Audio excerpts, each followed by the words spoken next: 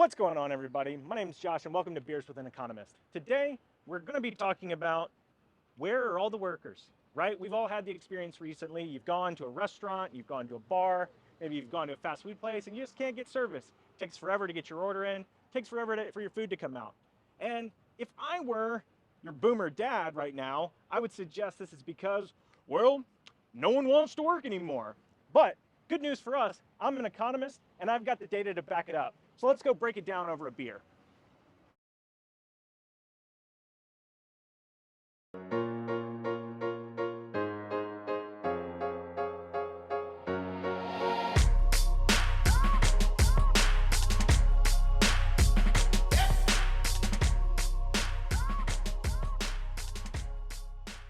So everybody, the thing is if you've noticed that there isn't a lot of people working at your favorite restaurants or fast food place or anything like that, you're not wrong. So if we look at the graph, the one I have up in the screen right here shows that we are missing about 4 million people, right? So the total number of job vacancies right now is nearly 4 million unfilled job vacancies, right? But the story's even a little bit worse than that, right? Because what we can do is if we look at this graph right here, this is the employment to population ratio, and it tells us how many people of the adult population are actually working, what percent of people. And so you can see here, before the pandemic, that number was at about 61.2%, and it currently is at 60.1. Now, that represents several million people by itself, but even worse than that, if we continued this trend line that was existing before the pandemic, this gap right here makes up about approximately 5.2 million people. So that's 5.2 million people that we would otherwise have working in restaurants, bars, white-collar work, banks, really anything. And they're just not there. So, as I've said, you've all got a boomer dad or relative, uncle, maybe even your boss that's said, well, this is just because people don't want to work.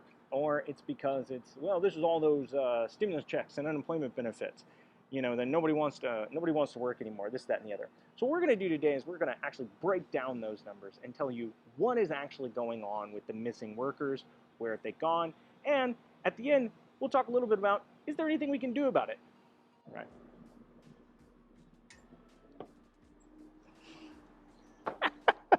Let's try that again. All right, everybody. Where in the world did 5.2 million workers go? That's a lot of people, right?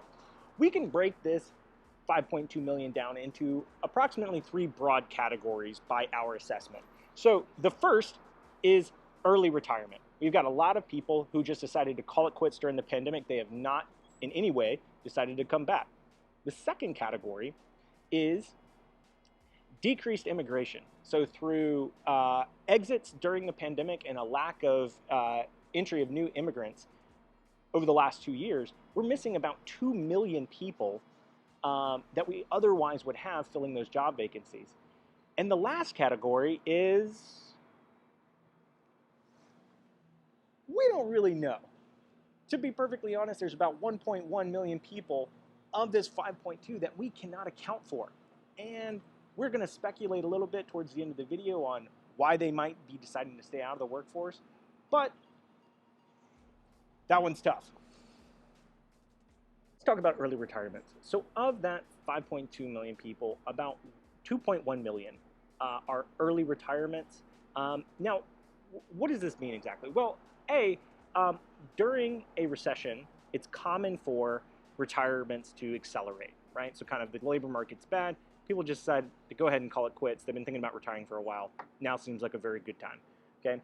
So there's a little bit of that. But also, this is part of a broader trend that we've seen in the United States since the late 1990s of the baby boomer generation reaching retirement age, right? So if you look at a graph of the labor force participation rate in the United States, you can see that it's been dropping for the past 25 to 30 years. And that's because these people who were part of the baby boomer generation, which is the largest demographic group in the United States right now, are all reaching retirement age.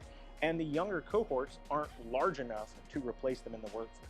So we've had this declining trend in labor force participation for a while that's purely demographic. And what we saw during COVID was just an acceleration of that trend several years early, right? So we basically got several years worth of retirement all at once.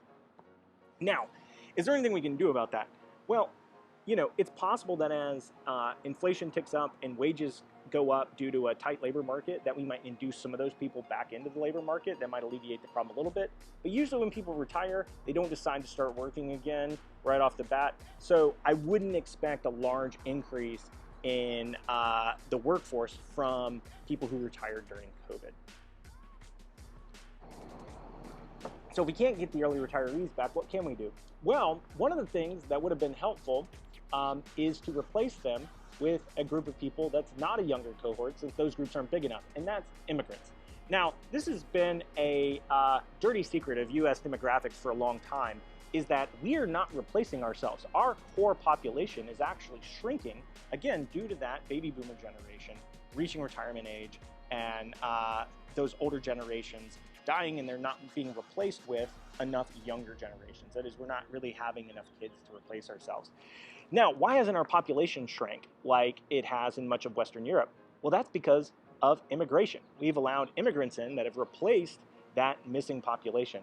Now, during COVID, recent research by Giovanni Perri has suggested that we basically turned off that faucet of immigrant replacement workers. So either through exits during the pandemic or a lack of entry of new immigrants during the past 2 years, we are missing about 2 million working age immigrants that would be filling these job vacancies that we have right now, which is a significant chunk, by the way. So what does that mean for us? Well, hopefully we will have a little bit of an alleviation of this problem now that the worst part of the pandemic seems to be mostly over with for now. So maybe that immigration will tick back up. But this also requires us having the political willpower to allow more immigrants in, which we are now on our second administration in a row that seems to be, how should we put it, not so friendly to that idea. So here's where things get weird, folks. Because if you'll remember, I said we're missing about 5.2 million workers. And I said 2.1 million were early retirement, 2 million were missing immigrants. So we've seen on camera how good I am at math here, but that makes up about 4.1 million. So where in the world are the other 1.1 million people? And the answer to that question, I'm ashamed to say, is we don't exactly know.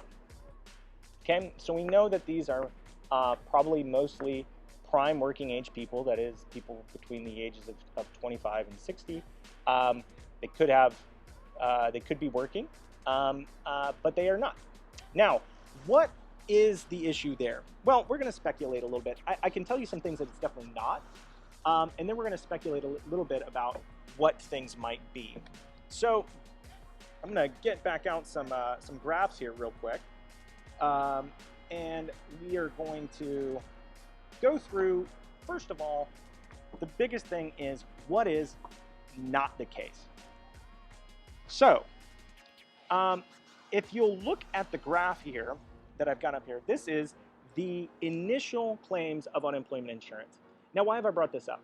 Well, again, if you've talked to your boomer parents lately, they probably said, well, it's, you know, those either those damn stimulus checks or all that damn unemployment insurance is just making nobody want to work. Everybody just getting money for free, right? We'll get to the stimulus payments in just a second. But what I want to point out here is that if you'll look at this graph, the initial claims of unemployment insurance prior to the pandemic were about 191,000 per week.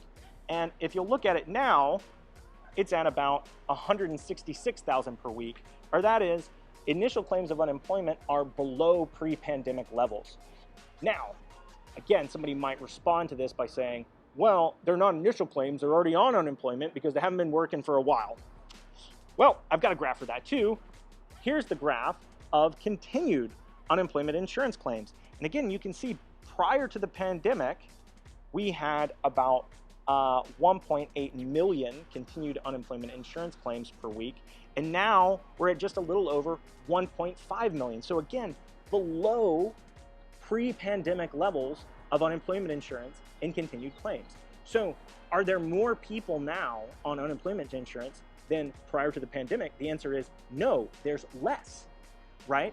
And you couple this with the fact that the more generous unemployment insurance benefits and the increased length of time that people could stay on unemployment insurance have both expired. This is just a nonsense idea. What's another possible explanation here? Well, one is those stimulus payments, right? So everybody got 3 rounds of stimulus based on income and the number of kids that you have. And the unbelievable answer to this question is maybe. So Ben and I were talking about this before we came out here. I don't understand how, but if you look at the latest census data we have about people who are not working and where they're, how they're paying their bills, there's a significant portion of people in there, not a huge portion, we're talking single-digit percentages, but a non-trivial portion of people who are saying they're paying their bills with stimulus payments. I'm not sure how people are stretching that out over, 25, 26 months, but I mean, honestly, more power to them. If you can stretch that little money out for that long and avoid working, I mean, I want to take a personal savings class from you. So, bravo, folks. Now, let's get uncomfortable for a second. What else could be explaining this? Well, we've heard that about 1 million people over the past 2 years have died due to COVID. Now, most people brush this off as saying, well, it's mostly old, retiree people who have died, which is sad, but probably isn't affecting our employment situation. And that's true. So if you look at the graph right here, this is a breakdown by age of the number of people who have died of COVID in the past 2 years. And as you can see, the vast majority of this million, we're going on more than 3/4 of it is people who are retirement age or older. Now, having said that, though,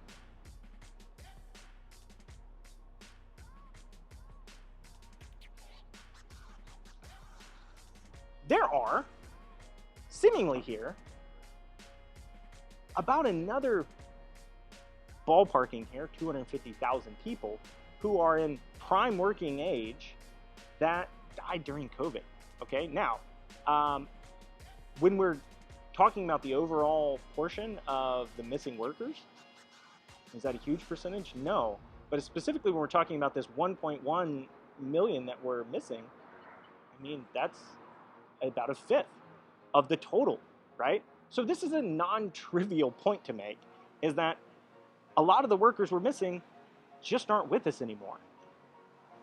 So we still aren't explaining the vast majority of these 1.1 million people, right? And this is where people get into kind of speculating, right? So people say it's laziness, or it's the great reshuffling. People have reprioritized. Their preferences have changed. And then there's still the non-trivial factor that a lot of kids haven't gone back to school, or maybe have only gone back to school very recently.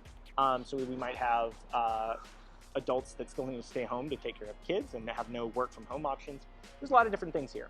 So let's speculate about a few of them. One, laziness. Could people just be too lazy to work? Well, that's always the case, right? Not working, all else equal, seems far better than working for all of us, if we're being totally honest, right? But it begs the question on how they're paying their bills, right? I mean, so especially with inflation creeping up the way it is, how is somebody surviving right now without paying bills? Now, I do think that there's something to be said for this idea of the great reshuffling, right? People have maybe reprioritized what they want out of life. So maybe people have decided to work less, or have decided to have one spouse stay at home with the kids, or things like that. I think that could still be the case. Again, If that's true, though, we will probably see a large increase in people moving back into the labor force as both wages increase and as inflation increases, because if we have reshuffled our budget to work with one income, that's going to get a lot harder. It's already gotten a lot harder over the last 6 months, and it's going to continue to get harder over the next 6 months to 2 years, in my opinion. But that's a different video. We'll throw that one up in the card right here. Now, to be honest with you guys, the real answer is we don't know. Again, I think there's also something to be said for the fact that so many people have had to stay at home to take care of kids, take care of sick family members, maybe people who have, long COVID or unable to go back to work, a lot of different things. But in reality, we just don't know, okay? So, where do we go from here? Well, we can just be optimistic and hope that as wages go up, people will enter back into the workforce. Fingers crossed on that one. But honestly, and we're going to get real normative here for a second. This is obviously my opinion.